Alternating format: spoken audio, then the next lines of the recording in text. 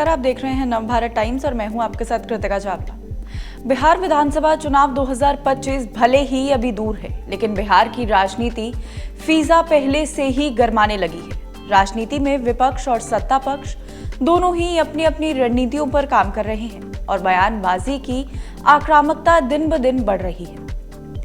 नेता प्रतिपक्ष तेजस्वी यादव अपनी आभार यात्रा के जरिए एनडीए सरकार पर सीधा हमला कर रहे हैं, तो दूसरी तरफ सत्ता पक्ष तेजस्वी और आरजेडी को कम आंकने का कोई मौका ही नहीं छोड़ रहा है।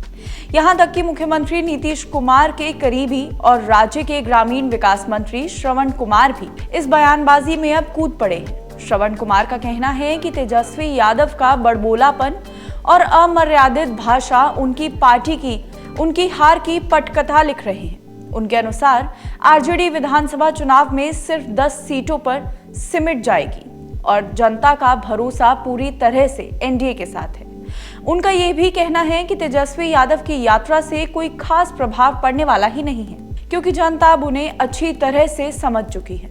मुख्यमंत्री नीतीश कुमार के नेतृत्व में एनडीए ने अपना चुनावी टारगेट भी तय कर लिया है। नीतीश कुमार ने पहले ही लोकसभा में 40 में से 40 और विधानसभा चुनाव में 243 में से 200 सीटों का लक्ष्य तय कर दिया है। हालांकि कुछ लोगों ने इसे जल्दबाजी में दिया गया बयान कहा है, लेकिन जेडीयू के रणनीतिकारों का मानना है कि ये लक्ष्य तार्किक है।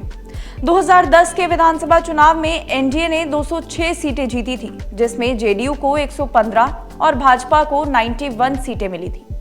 तो वहीं दूसरी ओर बीजेपी भी पीछे नहीं है। बीजेपी नेता डॉक्टर प्रेम कुमार ने दावा किया था कि एनडीए 2025 के चुनाव में 200 सीटें पार करेगी। उनका तर्क था कि 2024 के लोकसभा चुनावों में एनडीए ने बिहार की 175 विधानसभा सीटों पर बढ़त बनाई थी और इसी ट्रेंड के आधार पर विधानसभा चुनाव में भी बड़ी जीत हासिल की जा सकती है। कुल मिलाकर बिहार की राजनीति में अभी से जोर आजमाइश शुरू हो चुकी है। एनडीए और महागठबंधन दोनों ही अपनी अपनी रणनीतियों के जरिए एक दूसरे पर भारी पड़ने की कोशिश कर रहे हैं।